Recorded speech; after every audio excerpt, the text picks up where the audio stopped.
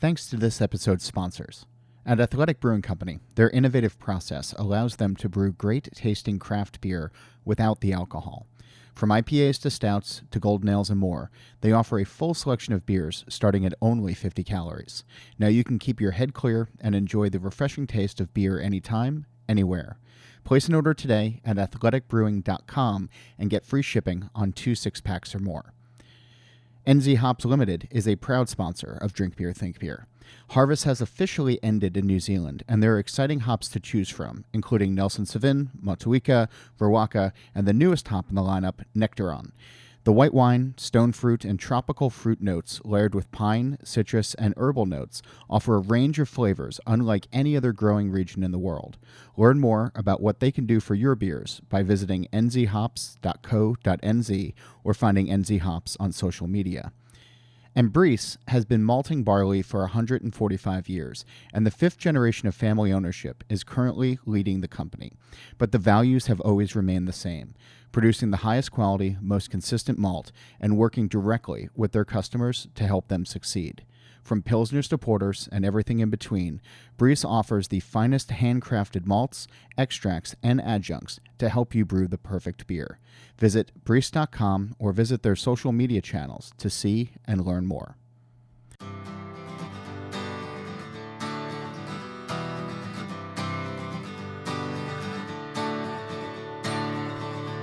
Welcome to Drink Beer, Think Beer, the podcast that gets to the bottom of every pint. I'm John Hall.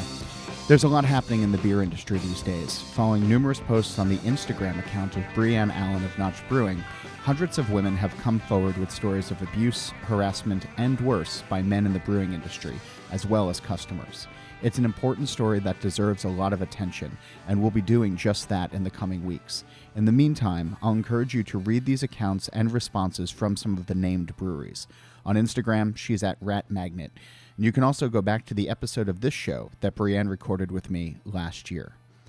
This week, I'm talking with Mike Patterson and Emily Vides of Small Change Brewing in Massachusetts. The brewery recently turned 3, and over the last few months, I've actually had the chance to try their beers, from pale ales to porters, and I've been struck by the nuance of the flavors as well as the presentation of the cans. The couple, Emily says she handles the outside of the can, and Mike says he does the inside. But as you'll hear, this contract brand is really a collaborative effort on both points.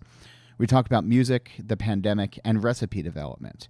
They spoke to me over Zoom from their home in Somerville, Massachusetts, and I started off by asking them to go deeper into the brewery name and its meaning. Here's our conversation. In thinking about your brewery name of Small Change, where does that come from? What is the meaning behind the name? So we're both big music fans. We've always played music and listened to music, and we knew we kind of wanted to tie the brewery into music somehow. We weren't really sure how that would work, but we started trying to come up with a name. I mean, obviously, like you said, 10,000 breweries, all the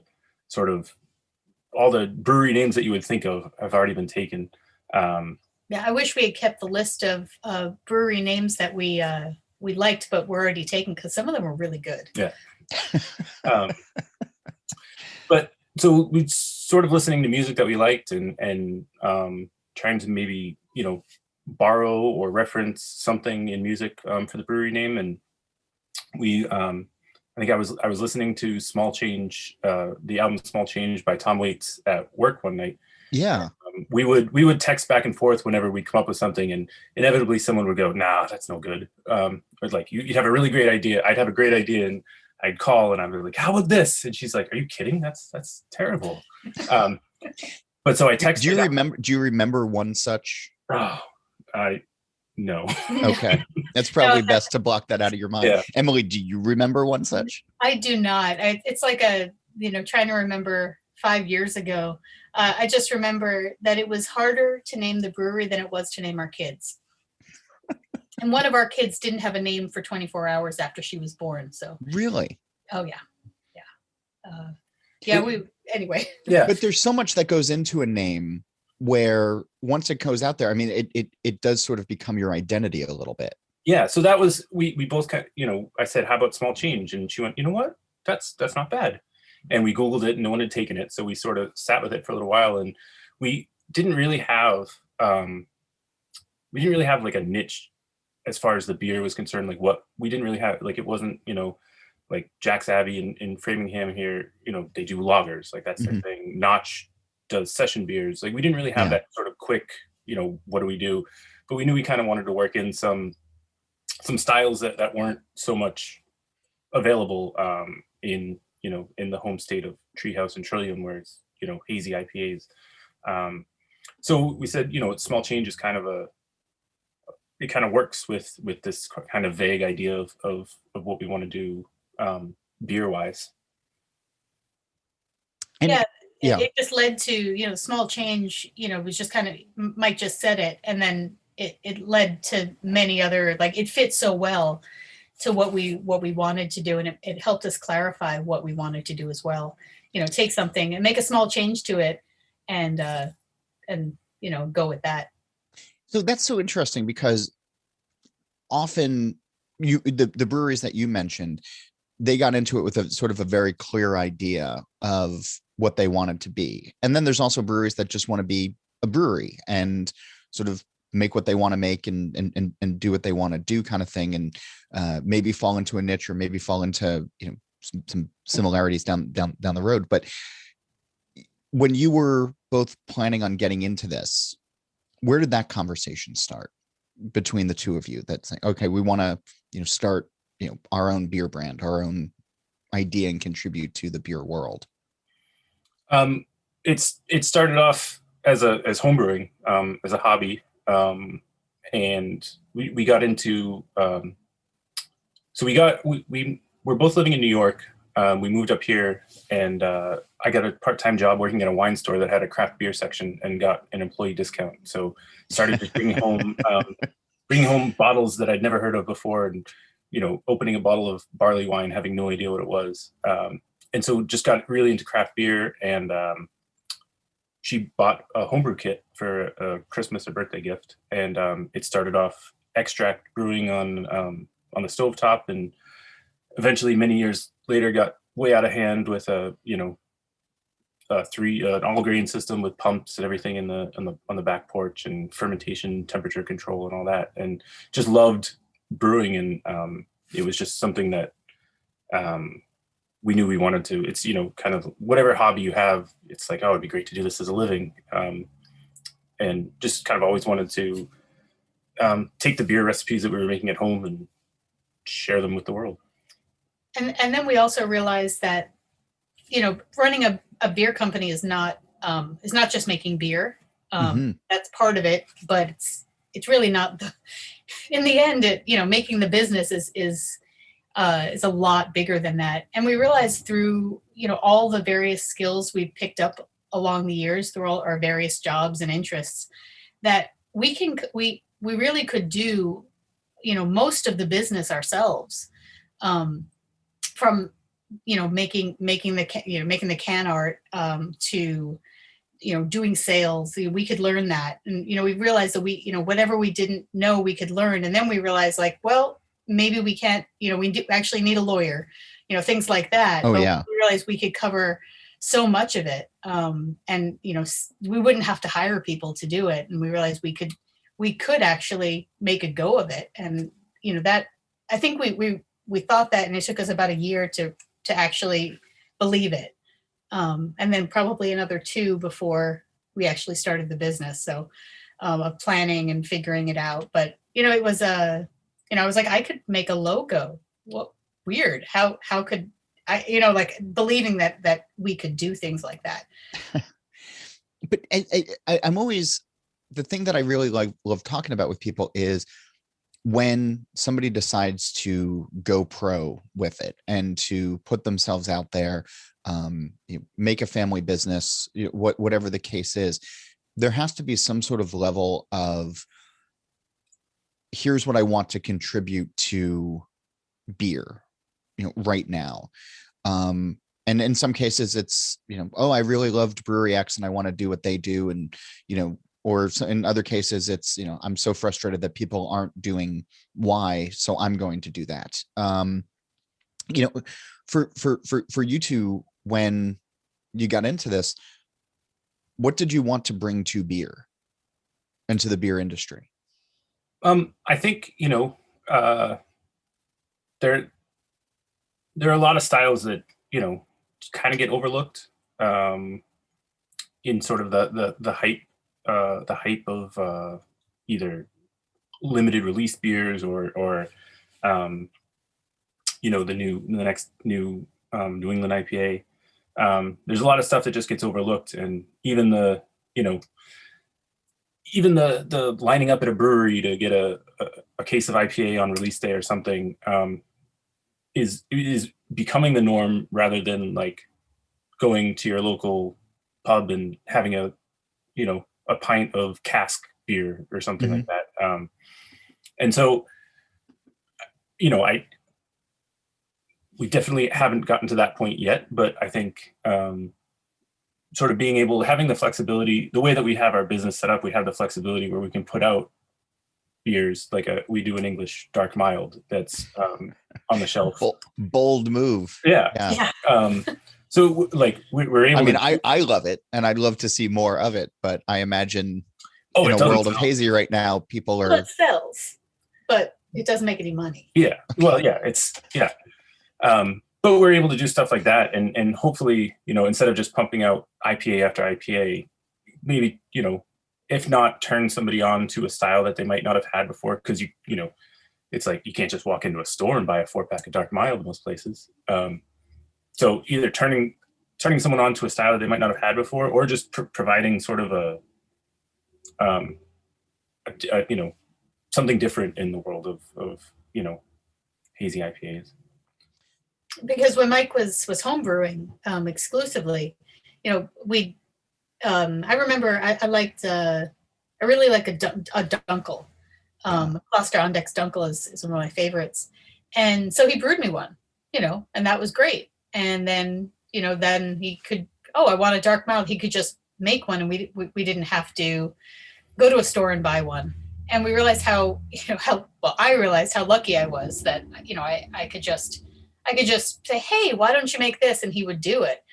And that. I mean, you had to wait 2 weeks, but yeah. Right, exactly. I had to be a little intentional with my cravings. Usually 4 weeks, because the first one would always be like, oh, that one. That's not a little tweaking.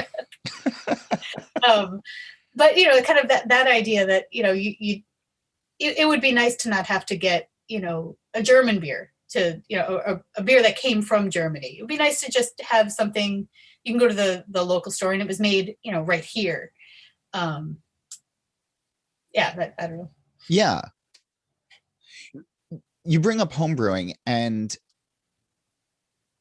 a lot of times when homebrewers go pro, they've graduated from stovetop to their own system to the 5 gallons at a time, and the next logical step for a lot of homebrewers has been, okay, we're going to open up a nano, a 1 barrel, a 3 barrel, up to 7 maybe, and then maybe scale from there, or go right all in and go big.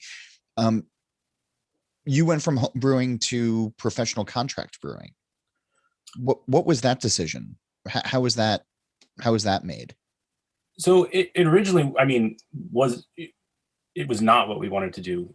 We wanted to, open a small nano brewery, 3 barrels or less. But we kind of figured out that we had never run a business, first of all. So yeah, the idea of taking out a whole bunch of money in a loan or getting money from investors, using other people's money to do it. Being responsible for payroll for other people's livelihood. We weren't really comfortable with that, just from the business side of things, the financial side of things. So especially at least around here, there's a ton of small breweries. So we were also worried, like, how do we get people in the door when they have 150 different options within a few miles of where we are. Yeah. So we thought maybe we could start contract brewing, get some beer out to market, see how it does, sort of proof of concept where we could sort of send out beers that aren't hazy IPAs, like a 4.9% pale ale and a dark mild, and see if there's a reception to them that would make it easier to take out a giant loan and spend a bunch of other people's money to open a facility. And that makes sense. And in reading up on you before this conversation, I kind of kept going back to Pretty Things. Yeah. Mhm. And Dan and Martha and what they did for the beer scene in Massachusetts and New England and the beers that they were making, but also contracting out there as well. And there are niche beer fans, right? I mean, dark milds aren't necessarily something that comes up often in even polite conversation. But there are people who really flock to them and look for them. Yeah. I mean, that's the one beer we consistently get emails about, people saying, like, either just, thanks for making a dark mild available at my local beer store, or like, where can I find it? How do I get some stuff like that? Well, we made it the first time, and we thought it would be a seasonal, just at the beginning of fall, and we got so many emails saying where's the dark mild, that we started making it a springtime beer as well, and that was really great to hear that people were really responding to it, and it did fill this niche in the store, in stores for people, because you can get dark milds in breweries right now, but I don't think there are very many or any in cans. But to go back to the contract brewing and the Pretty Things, I mean, we're sitting underneath a Pretty Things poster here in our home office. I missed that before. But it's sort of on the side, so it's hard to see. Okay. But I mean, that was the first. I mean, getting that beer and sort of finding out about what they were doing back then was that was the first time I realized that you could sort of have a brewery without having a brewery, and then just the styles of beer that they put out, the Jackdoor, and just having these sort of again, overlooked beer styles that you could just walk into a store and get almost anywhere. Was great. And so I definitely, I mean, they're I don't know, I don't want to say not an influence, but I mean, it was definitely, Pretty Things was sort of the beer that, I mean, we definitely looked a lot to what they did when we were starting our planning for what we were going to do. Yeah. I mean, the proof of concept was there through what they did. Yeah, definitely. So when you're contracting now, you mentioned before we started that you're doing it at a couple of different places. Mm-hmm. I imagine logistically that's got to have its own headaches and nightmares, but are there, because you're making different styles, and you do have hazy IPA in your lineup, and you have a great porter, and you have different ales that are out there from different styles. Are you finding that there are certain breweries that are better suited for the beers for particular beers over others, or is it just solely based on availability? Like, how do you work out like being at multiple locations? Well, we just started. Most of our stuff is brewed at one brewery, and then there was another local brewery that just took over an existing space, and so they increased their capacity, tenfold overnight. So they had just the extra room to do some contract work. But it's definitely we're sort of at the, in terms of styles, we're kind of at the mercy of what the brewery usually produces in ways. Mm-hmm. So it's like it's kind of we've never put out a lager. It's hard for us to do a lager. Tying up tanks is exactly where if they're turning over tanks, to have it sit for an extra couple of days, one is hard just logistically to schedule, and two ends up that cost gets passed on to us, which sort of makes it hard to price a Pilsner at a point where people are going to buy it. So it's, I mean, it's not so much. We've only just started brewing in a second brewery, so it's not so much a logistical issue. It's just sort of what's available in terms of capacity. And also, Yeah. really, if we need a certain yeast and it's not available at one brewery, now we have two that we can use, which is great. How is the act of contract brewing been during the pandemic? It hasn't really affected us, to be honest. Okay. At least that side of things. Bars and restaurants shut down, but packaged beer sort of kept up, or even increased throughout the pandemic. It definitely didn't. The brewery that we worked with through the pandemic didn't shut down, and they kept going. They're sort of a large regional sized brewery, so they kept. Okay. But I do feel that I realize that I know you haven't name checked it yet. Do you keep quiet where you're contract brewing? I don't actually know. Oh no. So most of our stuff is brewed up at Great North Ale Works in Manchester, New Hampshire. Oh, okay, sure. So yeah, they kept they kept production up throughout the entire pandemic. So from the production side of things, it didn't really affect us too much. Okay. Sorry, Emily, you were about to say something and I jumped in. I think when at the beginning of the pandemic, when everything was uncertain and breweries with tap rooms couldn't sell, I think we contributed to Great North weathering that storm, because we were there for them. We actually could increase, they're like, hey, you want to brew more? We're like, yes, we do want to brew more. And so we not only could grow our business, but to, help keep money going into them.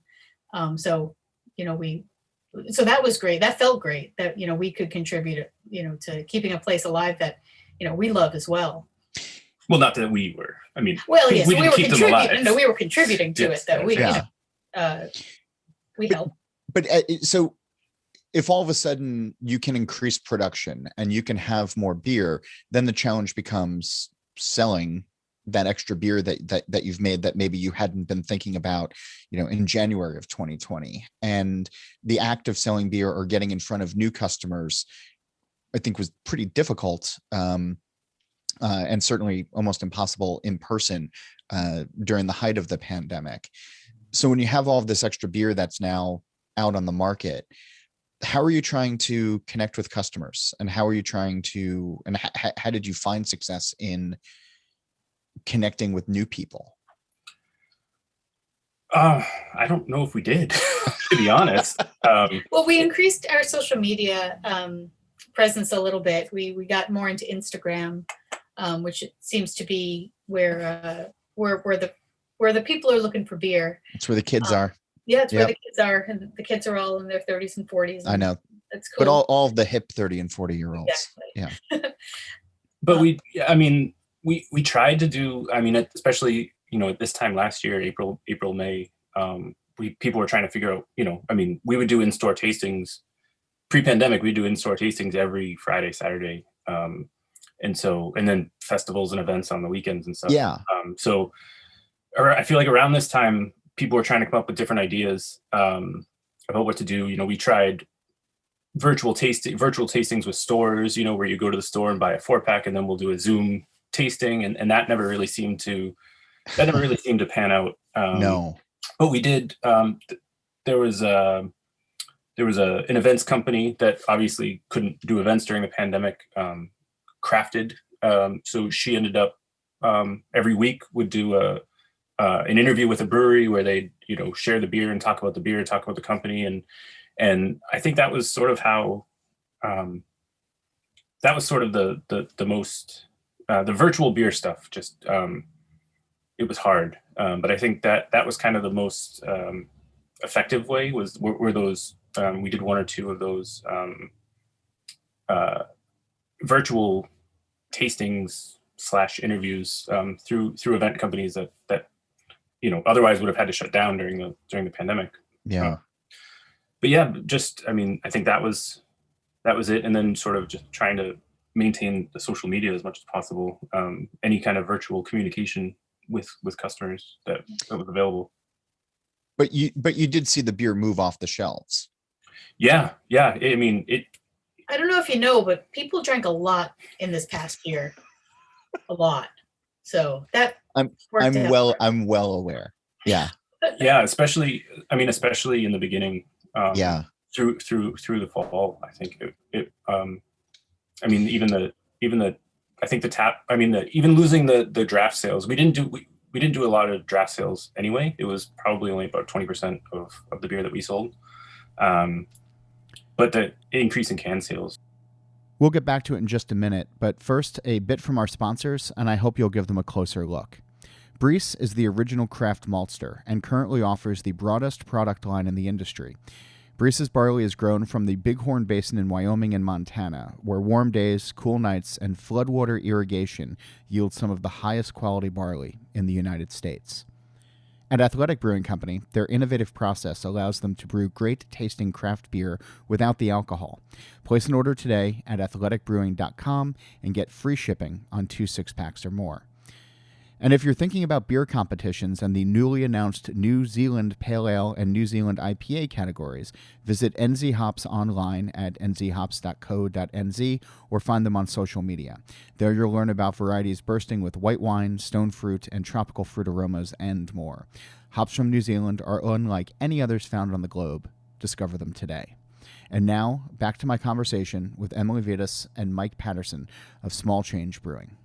Did you see a change in what people were buying? Because I've been curious just to start to more than a year in now, see like what the metrics were, because there were early on people I think were going for like the really high test stuff, and it was like, oh, we're going to clean out our cellars, or we're going to all have imperial stouts every night because the world is ending kind of thing. And then I think by the time the summer hit, it was session beers are really where I want to be, because I'm drinking a lot. Did you see that? Did you see people sort of gravitating towards the milds or the pale ales, the lower ABV beers, the more the pandemic wore on? A little bit, yeah. I mean, we also don't have the kind of immediate flexibility to shift what we're doing. Right. We kind of just have to put out the same beer no matter what. But we did come out with our first IPA, our first New England IPA last summer, and that went really well. So I think people were drinking more, and to supplement the higher ABV beers, they were trying something under 5. So we did see I think an increase in sales. Yeah. I mean, especially the pale ale, like the sort of easy drinking, slightly hoppy pale ale. Yeah. Let's talk about artwork, because I love that on your website you are giving credit to the artists, and there are multiple artists or different artists for different cans. And while everybody has their own style, there also seems to be a commonality where your brand feels the same throughout. And I don't mean that in a boring way, but it's just, it's helpfully identifiable. That was, I mean, we knew going in that without sort of having a tap room to connect with customers, that we needed to make sure that the cans stood out on the shelf, among the hundreds of other beer cans. So it was a conscious decision, I think, to make them feel like the same. You can see it and it's a Small Change can, whether or not you know what the exact beer inside is. Emily, you before we started, you said you're responsible for everything on the outside of the can. Mike does the inside of the can. When you're talking with artists, when you're thinking about new concepts, where do those conversations typically start, or what do you look for when you want to start talking to somebody who's going to design something for you? Well, we come up with the name of the beer first, well, the style and the name. And, usually Mike is the one to direct kind of the feeling of what he wants. And then I am responsible for translating that feeling into some sort of visual something. It's not often the most clear path from, I want it to feel like this. And that the name of the beer, we usually take from a song. So, we have not just the name, but also the music that is behind that. And that's where like this feeling comes from. So that, whatever the beer can ends up looking like, will be related in some way to what the music feels like and what the name evokes. So when, sometimes I do a can, I did the A Little Rain with the umbrella. Mm-hmm. I did the Whatever's Cool with Me with the bunny on it. Mm-hmm. And sometimes I do it because it's because I have like inspiration, and sometimes it's because we don't have any current artwork. And the beer is ready to go. And the beer is being brewed that day, and we need to get the label to the printer by tomorrow. I think that's how the bunny came along. Worked out nicely though, because it was right around Easter, so that worked out.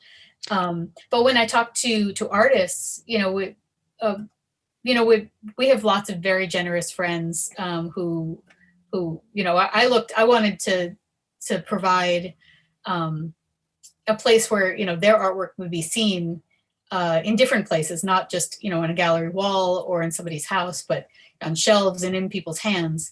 And we always pay our artists, although half of them are like, no, it's okay, but we like to pay them anyway. Good. Everybody should be supporting their local artists. Oh, yes. Absolutely. But we have friends who are artists. The second can was a friend of mine named Jessica Gaddis, who was a ceramicist and painter. She also worked at the same place I did, and she just gave me a bunch of her drawings. I was like, yeah, use whatever. She's like, you can credit me, you don't have to. Like, I will. And but it's been great learning from the artists, how they develop things. And in conversations, I think one of our most successful cans is the Havens. Mm-hmm. And that's by an artist named Sarah Dudek. She lives in Somerville, which is the town we live in. And we met her at an art fair. She had a booth, and I loved her work. And I said, hey, do you ever want to do a can? Here's my card. And she jumped at it. She was so excited, and it's been great working with her.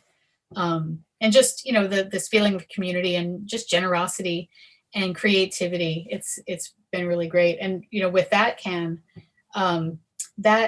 that's based on, well, do you want to tell, this is kind of convoluted, but we have a bunch of friends. You've come to the right show. Yeah, it's great. A bunch of friends and artists, music people, radio DJs play a friendly pickup softball game on Saturdays, which has been going on since the early 80s. And the trophy for the most entertaining play of the day, and not always the best play of the day, is made out of one of those old wooden tequila boxes that people have, like a box that a tequila bottle comes in, and people have decorated it over the years. And so we explained this to the Sarah, the artist who made the can, and showed her some pictures, and she came up with this. It fit perfectly with. And I've learned that when you hire an artist, you're hiring them because they're good and because you trust them. And I didn't tell her what we wanted. I just told her what we wanted to evoke, and she came up with this, and it was, it really was fantastic and perfect. And and sometimes it doesn't work out exactly like that, and we go in a different direction in the can. But there's also, we know that the right beer is out there for the artwork we haven't used yet, and it's really exciting because it's like, oh, I know what this one's going to be. Once we make a Mexican lager or, whatever. So yeah, it's really fun working with artists. So as I've been listening to you, I've also been on your website and looking at the various can art. As we've been talking about it, and I'll just remind everybody or tell everybody that it's smallchangebrewing.com/r-beer, and that's where you can actually see what I'm about to talk about here.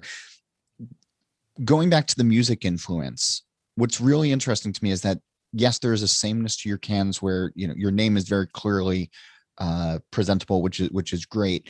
But so many of the cans that I think are out there these days are sort of doing art for art's sake, or trying to do patterns or something that like just sort of becomes like background noise. It's almost like a wall of sound kind of thing, where here, as I'm looking at them, these look like album covers to me, or old CD covers. And I'm sort of like thinking about like, the time that you would spend listening to music when I was younger, at least.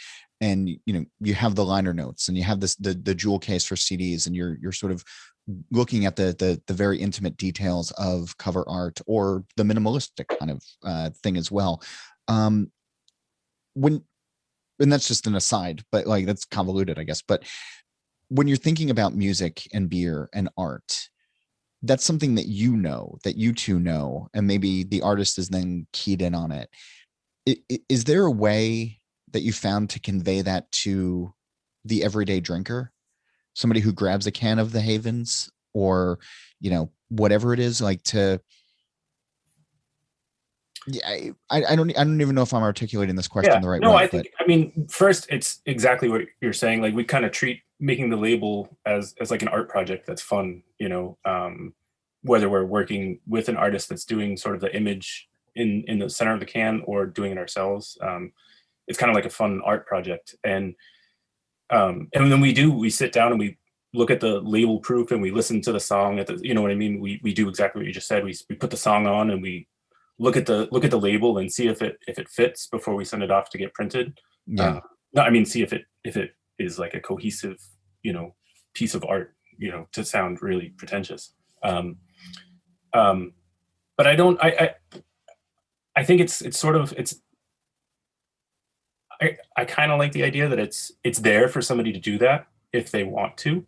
But it's also like kind of not in your face. Like, you can just grab it and pour it into a glass and chuck the can into the recycling bin, or you can sit there and look at it, and it's hopefully, if you want that experience or option, like, it's there for you to kind of look at the art and go to the website and research the artist if you want to, or it's and we put a quote on the can from the artist of the song, and so hopefully people will learn more about these musicians that have touched us so much. And listen to these awesome songs. I like that. When you're thinking about, and you mentioned before that you have some art that's waiting for the right beer. Where does that come from? Where does that inspiration come from?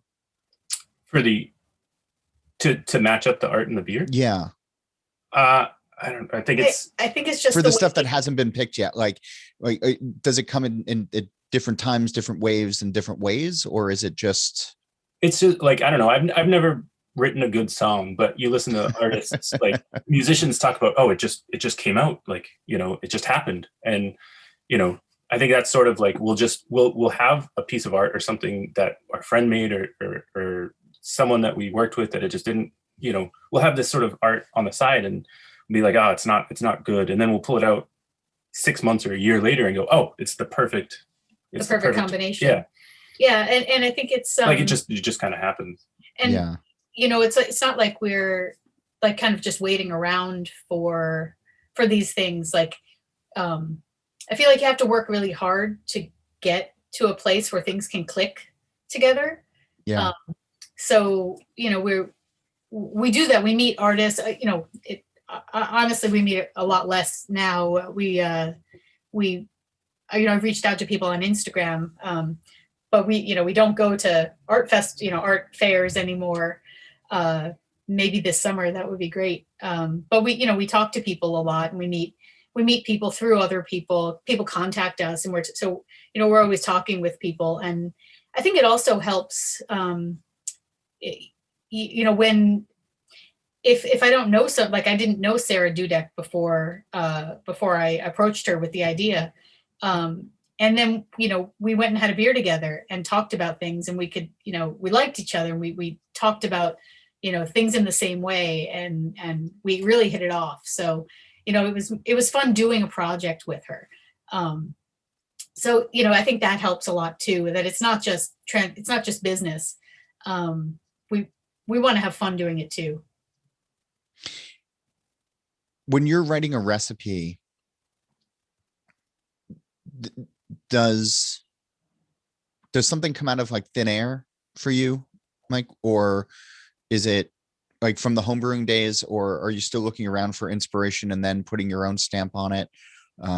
You said you never, you haven't written a great song, but you've certainly written a lot of beer recipes over the years. So are there aha moments when you're trying to put something together?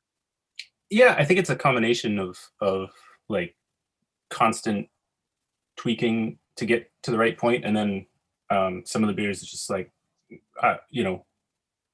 we'll brew it once at home and it comes out great, and then we're like, oh great, well that one's done. Yeah.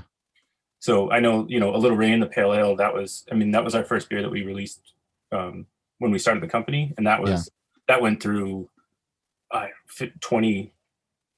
least 20 homebrew batches, trying to tweak it and get it right and perfect, and sort of as the business started, I've had less time to homebrew, so it's a lot of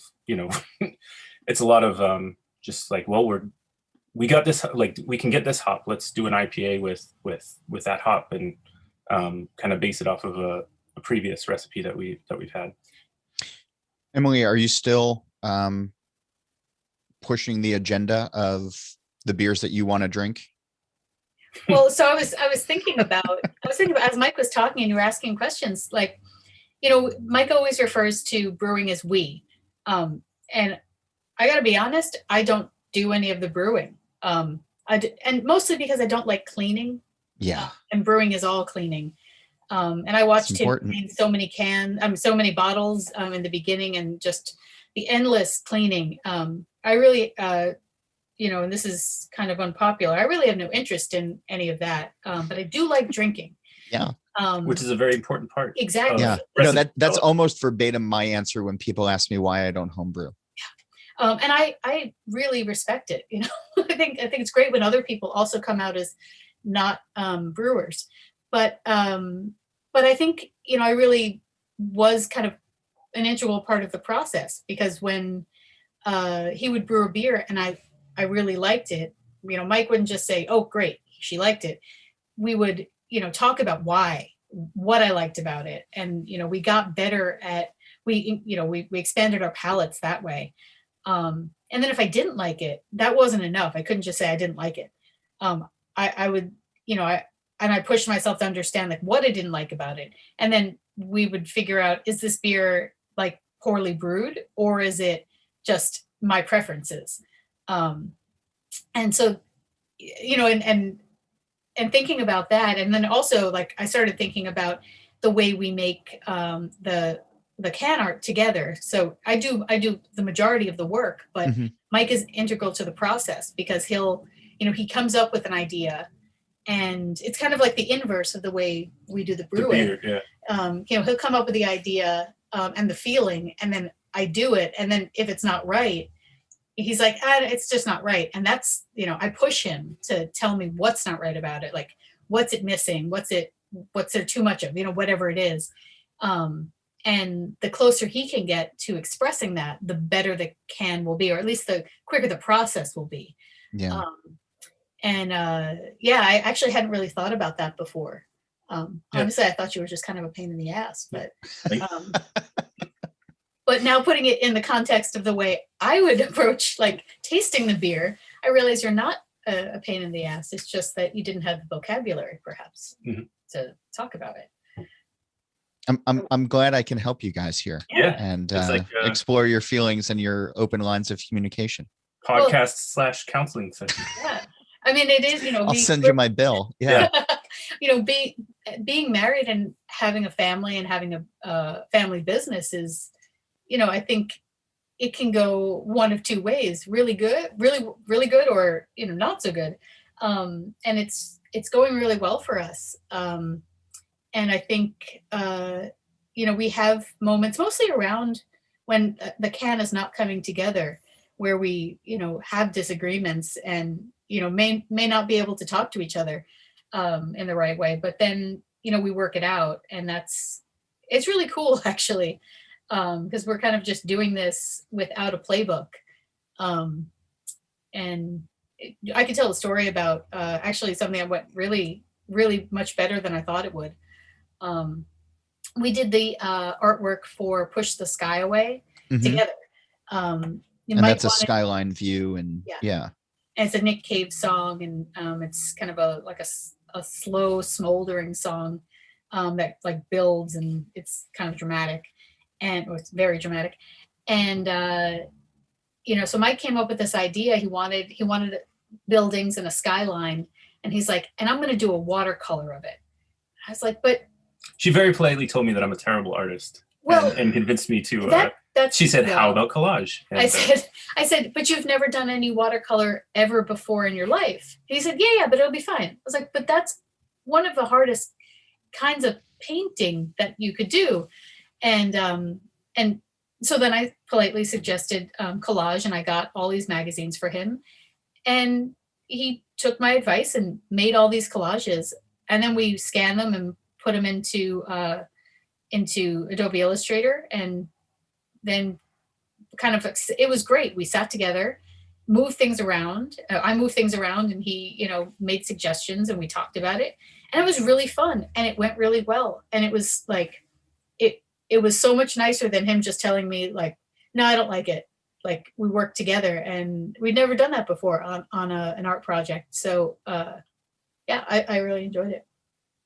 I like that. And it's so interesting to hear that, because when I talk to folks who, if there is a brick and mortar facility, or if there is a tap room, there's now 10,000 more things that you need to be focused on, and finding those quiet moments.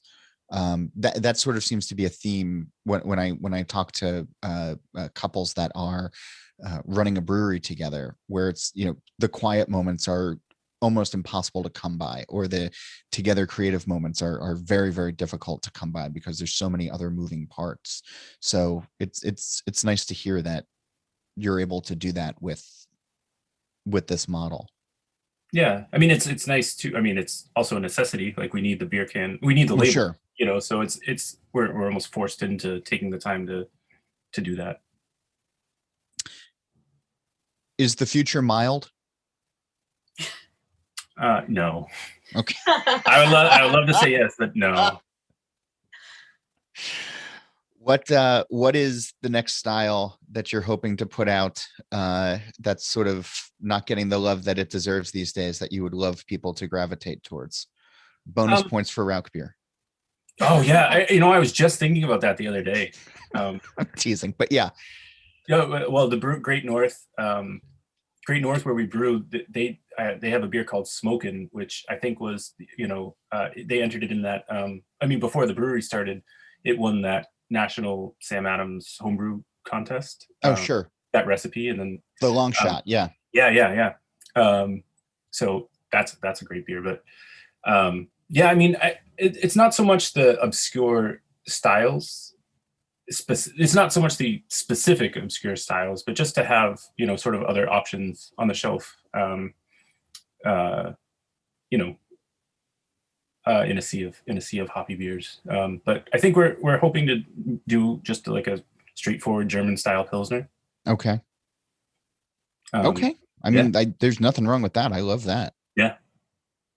Oh, and I made the can art for that. I'm really excited about that. But we better put it out before the pandemic is over, because it relates to the pandemic. So we gotta get on our horse. Nothing quite like pandemic themed labels to really get people thirsty and excited. Yeah. Yeah. Well, no, I mean, it's more subtle than that. It's All right. there's a lot of, there's always, I think what we try to do with the can art is, because there's a lot of things that are very personal, like these things, it means a lot to us. And we need to make it so that other people can have, some feeling when they see it. And it's not too obscure that it's just a private joke between us, which is fun, but, I think it's just less meaningful to other people. So, yeah.